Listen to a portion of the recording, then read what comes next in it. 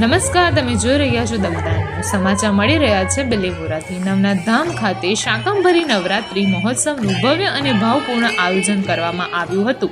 આ અવસરે 3420 કિલોથી વધુ અને કુલ 65 પ્રકારની વિવિધ શાકભાજીઓનો વિશેષ ભંડારો યોજાયો હતો, જેમાં ભક્તોએ મોટી સંખ્યામાં ભાગ લીધો હતો। ભક્તોની મનોકામના પૂર્તિ અર્થે મનપસંદ શાકભાજીની બાધા રાખી ભંડારામાં અર્પણ કરે છે। પૂજ્ય શ્રી છોટે દાદાના સાનિધ્યમાં ઉજવાયેલો આ શાકંભરીનો મહાભંડારો ઇલાઇટ બુક ઓફ રેકોર્ડ્સમાં પણ સ્થાન પામ્યો છે, જે નવનાથ ધામ અને સમગ્ર પ્રદેશ માટે ગૌરવની બાબત છે। વિશેષ આકર્ષણ રૂપે ખરેડા ખેરલાના જય અંબે ઘેરિયા મંડળ દ્વારા પરંપરાગત ઘેરિયા નૃત્ય પણ રજૂ કરવામાં આવ્યું હતું।